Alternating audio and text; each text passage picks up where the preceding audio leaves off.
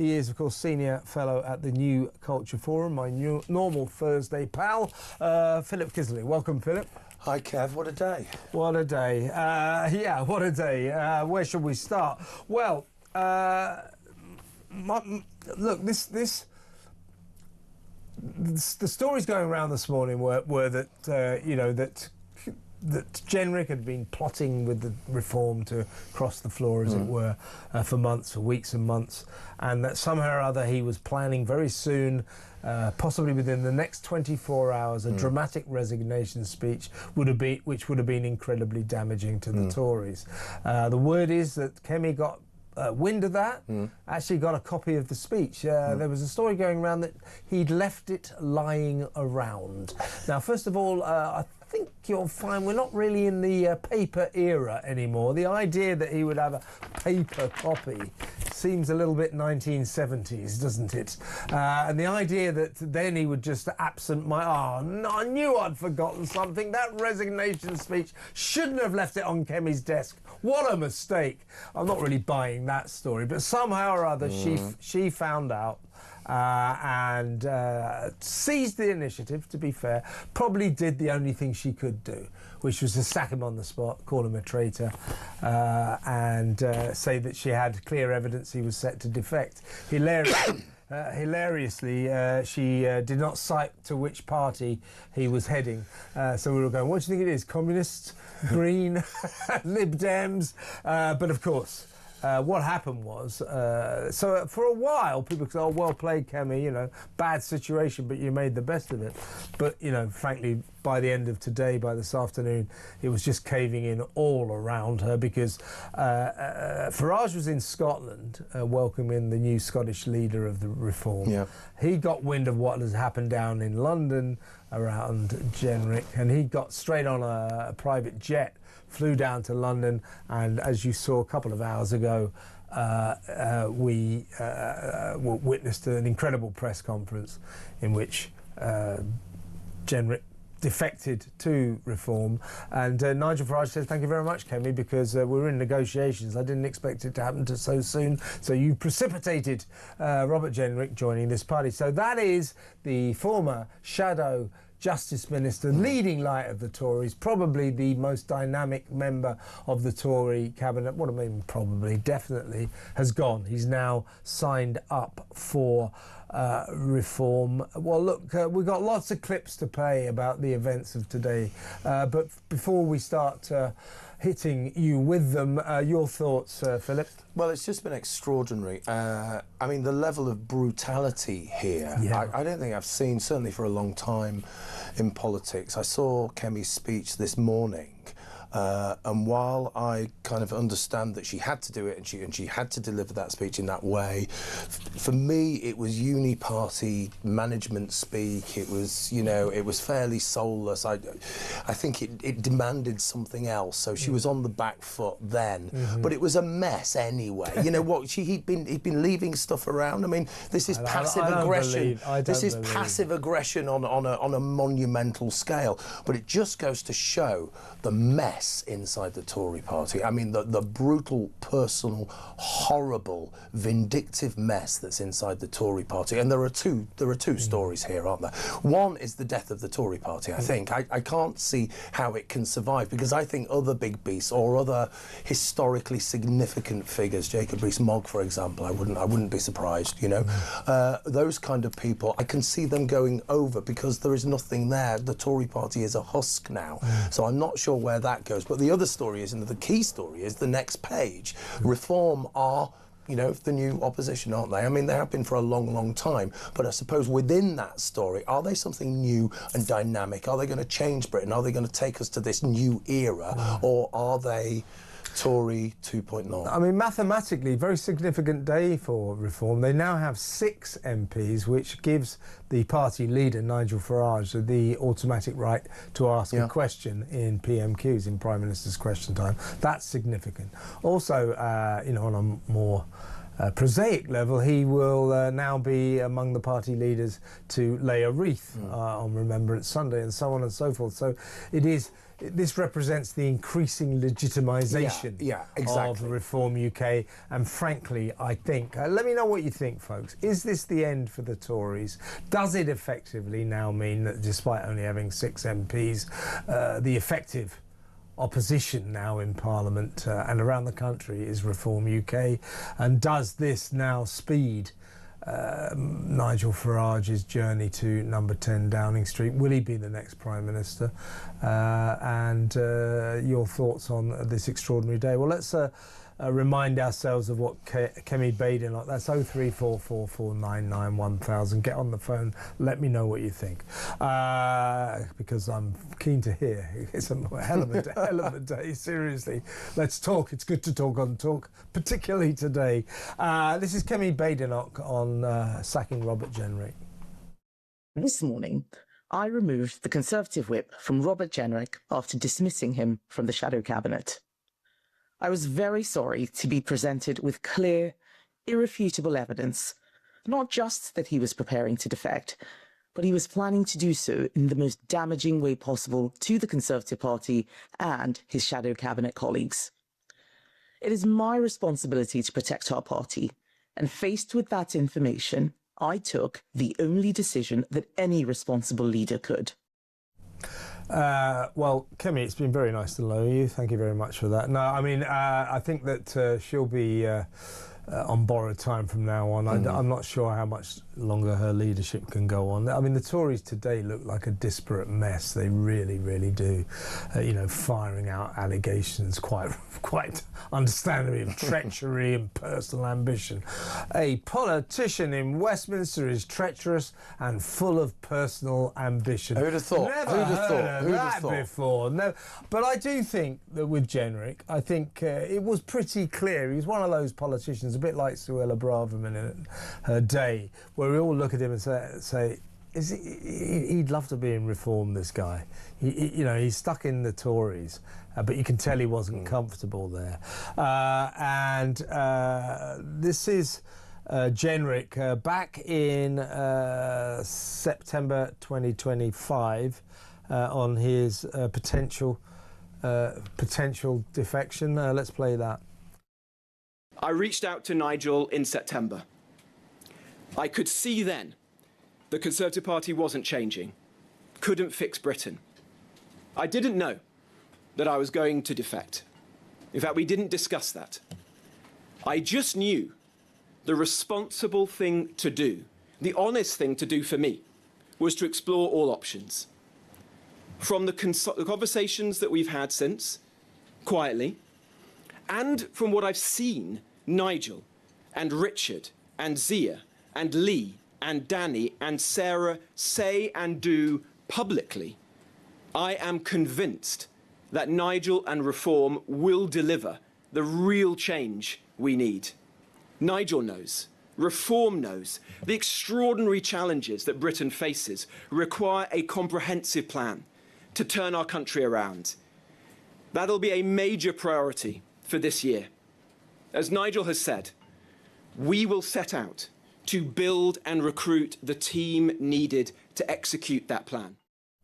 Now, the thing is, Philip, that Jenrick has talked today about something he clearly has been feeling for a long, long time. The story of the narrative surrounding the Conservative Party is for 14 years under first Cameron, then Theresa May, then Boris Johnson, then briefly Liz Truss, who in my view politically was the best of the lot, by the way.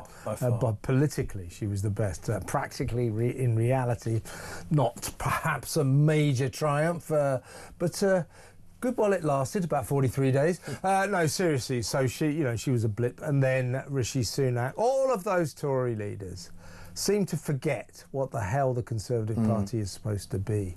And that's why I think Reform are rising and are doing so well, is that, you know, I've spoken to very senior members of the Reform Party about this. I just said, well, you call yourself Reform, but what you really are is what the Conservative Party used to be when the Conservative Party knew what it was, where it had confidence in its own positions. Cameron came along and said, oh, we've got to start hugging a hoodie, we've got to care about the environment. You know, those Labour people, you know, we've got to be more like them. And then Theresa May said, yes, let's be the migrants' friend, let's open our borders. And along came Boris. Oh, the net zero project, yeah, green, green, green, it's marvellous. This wasn't conservatism. No. And Nigel Farage has prospered because he basically has just said, if you're a traditional, if you're a traditional Conservative, so am I. This is what Reform UK are. Come on over. Which is why, while I do understand the fears and misgivings of some Reform UK members that it's becoming something of a retirement home for disillusioned Tories who think they're going to lose their seat in the next election anyway, so they might as well come over to Reform. I do understand that, but you must understand that when someone like Jenrick, who's obviously, you know, a proper right-wing person, old school Tory, and Danny Kruger, it's not exactly a shock that they felt not at home in the new left-wing Tory party and do feel at home in the properly right-wing Reform Party. So I think that criticism, while I understand it, some people I think go over the top about it. But Jenrick today spoke about what I've just said, about how the Tories, the Conservative Party, in 14 years of basically left-wing mismanagement, betrayed the people of this country. Here's what he had to say. I said, I think more than anybody else in the Conservative Party, the truth about the last Conservative government. The day after the general election, I said the Conservative Party had failed in government, that there was hardly a principle they didn't betray. Hard taxes? They were left at a 70-year high. Sound money? Well, the debt tripled. Defence? Utterly hollowed out.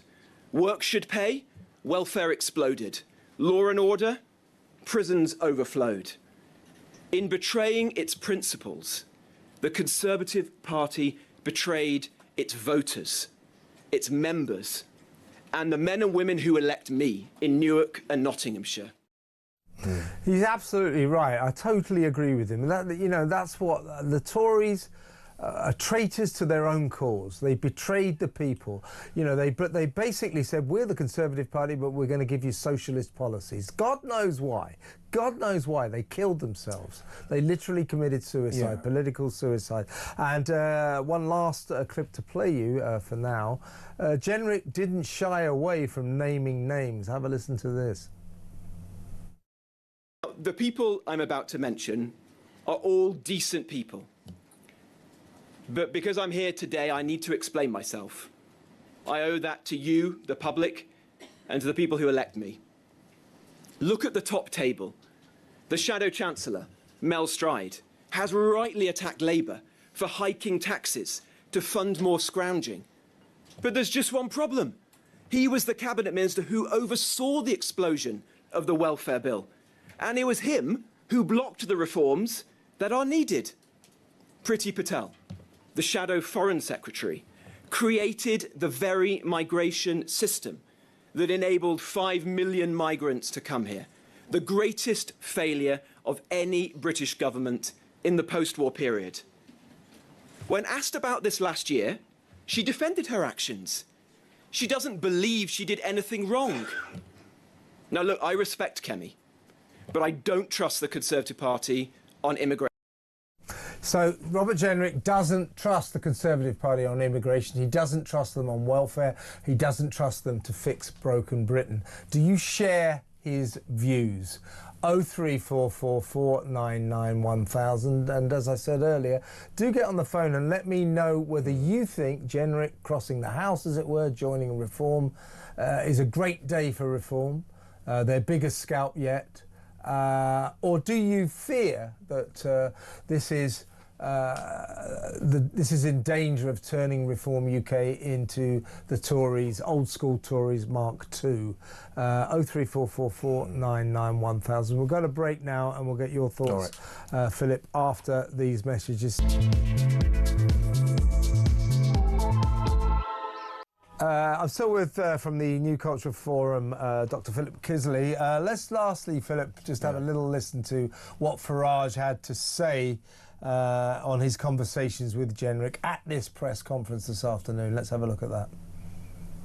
I'm very surprised that this news is broken. Are you, though? Well, I never reveal private conversations with anybody. I'm going to say that I've had conversations with a number of very senior Conservatives over the course of the last week, over the course of the last month. Of course, I've talked to Robert Jenrick. Was I on the verge of signing a document with him? No. But have we had conversations? Yes. So he was considering leaving the Conservatives and joining Reform UK? I think virtually every Conservative is considering leaving the Conservatives, yes.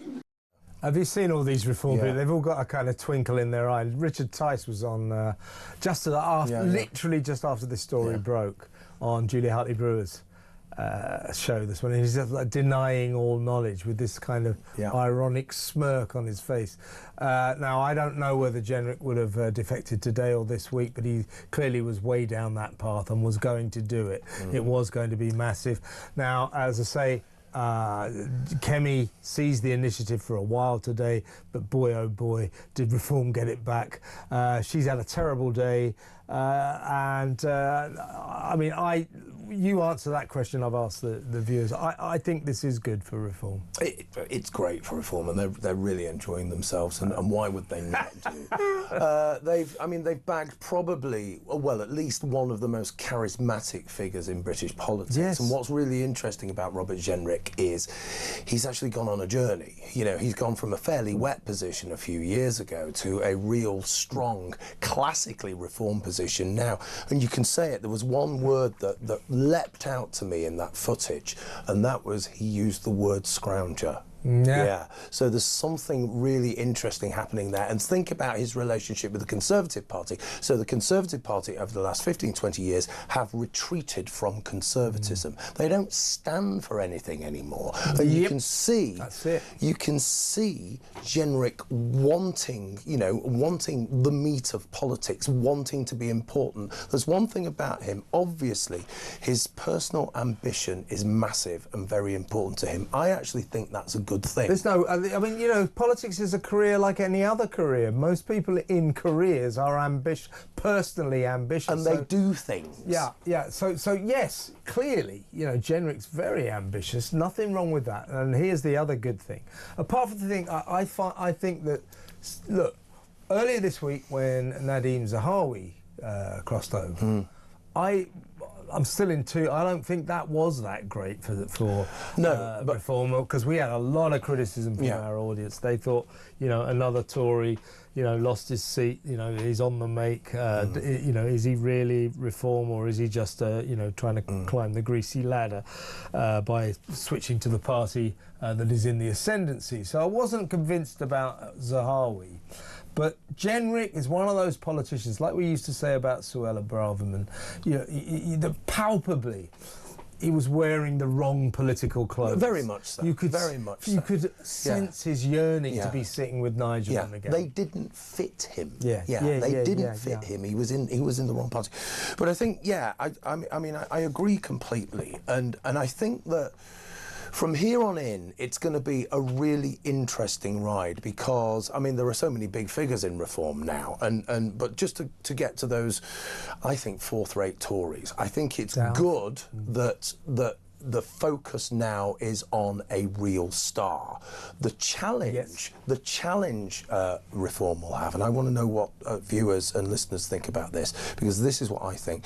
The challenge Reform will have is having those two great big personalities, those two great big political animals, Jenrick and Farage, in the same space, mainly because they're the same kind of politician. They're street campaigners. They trade on charisma. They are there. They're in your face. Now, I wonder how they're going to get on together. Exactly. I mean, you know, it's politics. There's always going to be a lot of backbiting behind the scenes, but I mean, Reform are pretty good because there's not that many of them of showing a united front. They can, you know, they can fit into one picture frame, so they can all stand there for a very nice, you know, friends, happy, snappy photos, that kind of thing. So, I mean, they'll be backfighting behind the scenes, but you know, I think this is a good thing for Jenrick and a good thing for Reform. Yeah. But I'm keen to hear what you think. Good or bad? Is this one Tory too many, or is it this week? Is it two Tories too many, or do you think this is a great thing? My sense, and I think Philip agrees with me, this is very good. It's superb for them. Danny Kruger was a great recruit as well, because there's another guy who you could sense was just uncomfortable on the Tory benches. He wasn't one of these new con socialists, and nor was Robert Jenrick. Now, here's the thing, Philip. Guess who's got it all wrong? It's Keir Starmer. These people... Can we have it in Keir's voice, please?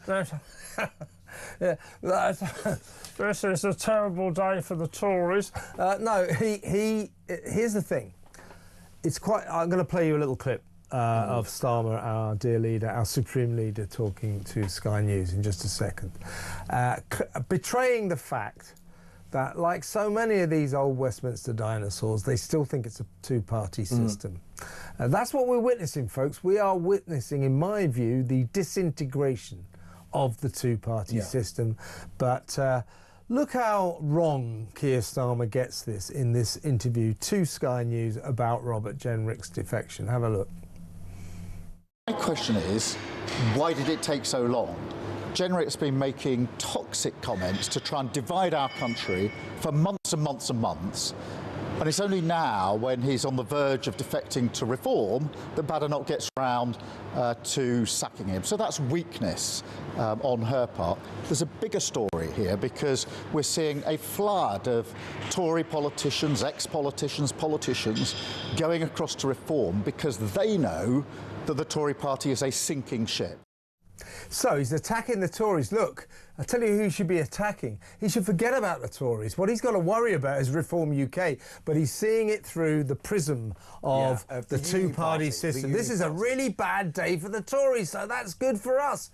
It really is not good for Labour, is it? I think it's even worse than that. I think the party he's really competing with at the moment is the Green Party. That's how bad it is for them. The Reform are way out ahead. There's no chance. And just one thing he said there, you know, Robert Jenrick was trying to divide our country. Really? This from the man who is clamping down on free speech, who is trying to ban X, who is banning right-wing commentators because they don't agree with him. Robert Jenrick's trying to divide our country. That is absolute palpable nonsense. Everything the man speaks is a lie, or worse still, just a misunderstanding. You get the impression when you listen to him that he's not quite grasped what's going on. He's not. I mean, you know, so the way he saw this, his take on this was, oh, brilliant, what a terrible day for the Tories. It was a terrible day for the Tories, but what it's the death knell for you, mate. What the Prime Minister should be worried about, never mind terrible day for the Tories, triumphant day for Reform. He's got to start... Well, why would I be giving him advice? But if he wants my advice, and he does ring me quite regularly for advice. No, he doesn't. Because you get on so well together. Yeah, because, you know, we're peas in a pod, me and old Keir. No, seriously, he wants my advice. Never mind about the Tories. I think they're done and dusted. What you've got to worry about, Keir, is Reform. So never mind, oh, she's so great weakness, this is a terrible day for more and more Tories crossing the country. Never mind the Tories, mate. Mind Reform. They're coming at you. They're coming for you. That is the problem. And for Labour, anyway. Another question to the audience. I think you agree with me. Do you think, you know, as I said to you earlier, do you think this is, you know, one of the final nails in the coffin of the Conservatives? And do you think what we saw today was another sign, another major sign, that the two-party system is disintegrating? Labour, Tory, that thing, that two-horse race maybe run. What do you think? 0344 499 1000. Before we go to break, let's go back to this press conference and listen to Robert Jenrick praising his new boss, Nigel Farage. Nigel has stood for the real change that we need now as a country for over a decade, frankly, for most of my adult lifetime. If anyone puts party allegiance, personal ambition to one side, he is obviously the right person to lead the movement for change Britain needs. Exactly. Now, I'll tell you why you lot, this fantastic audience of mine, I'll tell you why you're clever, because you are. You shared my misgivings on Monday about Nadhim Zahawi. I was thinking, what's going on here? You know, what is going on here? You know, former Chancellor suddenly, you know, he's a very successful businessman, clever guy and all that. But he represents everything that was wrong about the Tories. He was the bloody vaccine minister. He was the vaccine minister. And Jenrick, to be fair, that isn't really tainted by the Tories' hideous mishandling of the alleged COVID crisis. Zahawi's up to here in it. Vaccine minister, do me a favour. So you were right, in my view, to pour scorn and doubt on the recruitment of Nadhim Zahawi, but I'm seeing from my switchboard, I've been listening to Talk all day, as I always do, as you all should do as well, and I can see that you believe that Jenrick crossing the House, going to reform, is a very, very good thing. Gotta be, hasn't it? Gotta be. All right, let's play one more, shall we? This is Robert Jenrick talking about the two-party system. These people run Britain as if they hate it. But whilst this government is accelerating our decline, they didn't begin it. We've had 20 to 30 years of this. And why has it happened? Because the two main parties are rotten. They are no longer fit for purpose. They both broke Britain, and neither can fix it. It's a conclusion about the Conservative Party that has pained me to reach, because I've been a member of this party since I was 16 years old. I've served it for most of my adult life. And when he talks about two-party system, by the way, I thought that, you know, that's another great thing for reform. They have recruited a supremely talented communicators, very good communicators. Extraordinary, I think. That. I'm just listening to that and I'm just thinking about, God, it's been an emotional roller coaster today. I've run the full gamut. So when I heard Kemi talking, I thought, oh my God, you know, he's going to look really bad here because he's been sacked and he won't be going over to reform as a shadow minister. And then I hear that and I think, yes, he's the future with reform, you know. So these things are moving incredibly quickly. This is seismic. I can't remember something as potentially as important as this for a very long time. And don't forget, the two-party system has been dominating British politics since the Second World War. That's why I say it's been going on forever. But I think what Robert's saying there, what Jenrick is saying, is that for the past 30 years, the two-party system has become toxic, pernicious, and not good for this country. And such is the rivalry of these two old war horses that they're so wrapped up in fighting each other that they've forgotten that they're supposed to be serving us. And their war zone, their battleground, if you like, has been very bad for the country. Let's go to break and maybe we'll take a call after the break, but we'll talk about this some more. We are, before this hour is over, I promise you're going to cover one other story which I think is important. You won't believe it, Philip, but that low-life, lying, conniving piece of crap, that West Midlands Police Chief Craig Guilford, is still in his job. He's still there. Go in the name of God, Dunlop. Show some dignity, show some integrity, and just go. Just go. What is wrong with you? We will talk about that in a little while, but we'll come back to Jenrick after this break.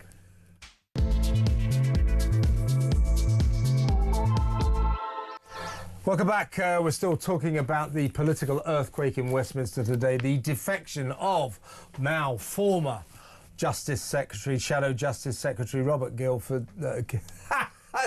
Robert Guildford. We're doing that in a minute. Robert Jenrick to Reform UK. Massive story. And the dissolution, we think, or the dissolving of the two-party system. Do you now feel, Philip, that this is it? They are now heading for government, Reform UK? I think so. I think that's a sensible thing to say. I mean, everything seems to be falling in place for them, but it's a reflection of the times. That if you would have asked me that yesterday, I would have said they're making all the wrong decisions and they're taking all the wrong people. But today something has changed, and I think this will override all of that negative stuff. It is for our audience. Well, it is for the people that I've been dealing with as well today, and I think going into the future, I think it's almost as though they've kind of, you know, put a flag in the ground and said, right, we are going to change. It feels as though governance is going to be really important for them now, and I'm just so delighted for them. Let me give you a flavour of our audience are putting it brilliantly, as is their woke. This is Roberto. Zahawi thinks he's doing Reform a favour. Jenrick knows he's doing them a service. Very well put, Roberta. Graham says, evening Kev, I was quite despondent about Reform with Nadeem Zahawi's defection. It just feels wrong. While he may have frontline experience, it is severely tainted. However, with Robert Jenrick on board, I'm starting to come back, you see. There you go. That's the whole point, isn't it? And I bet lots and lots of viewers are feeling exactly the same way. Yeah, this is important. This is important. So I've got lots of calls, but we will be discussing all of this later in the show. We'll be starting to put you on the show fairly soon. A little Conservative Party Chairman Kevin Hollingworth called Jenrick's move treacherous, disloyal and unforgivable. He told the BBC, it's fair to say Rob didn't take losing the leadership contest very well, so I think it's been difficult times with Rob trying to get him on side. I mean, frankly, this lot are just squirming. They know they've had a terrible day. Do you know what the most tragic thing about that statement is? Most viewers will be saying, who the hell is Kevin Hollingworth? Do you know what I mean? That's it. That's where the Tory party are now. There's two people in the Tory party that people know, or the Tory front bench, and that's Robert Jenrick and Kemi Badenoch. They don't really know anyone else. So, you know, they've lost name recognition in politics is half the battle, and everybody knows who Robert Jenrick is. Do you think,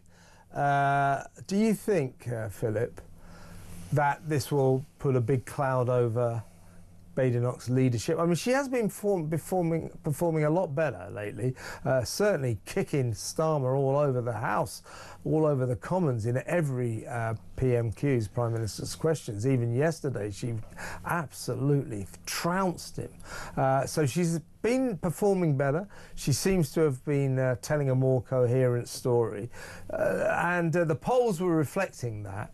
But I think, you know, politics is climbing up the hill and then being knocked down again. She got knocked down badly. And going forward, after this, perhaps the Tories might decide, well, we need change. We can't go into the next election with her. Yeah, I mean, they got up to 23. Does it even matter? Well, that's the point. That's the point I'm going to make, right? They got up to 23 in the polls, which was pretty good, but it's such a volatile time. The point is, she doesn't have the material to work with. She doesn't have quality MPs anymore because they're leaving her on a daily basis, and she's actually lost her star. You know, that's like Manchester United losing George Best in whatever year it was. You know what I mean? It's difficult to see where she can go if she can't do the work, if she can't put together a team to do the work.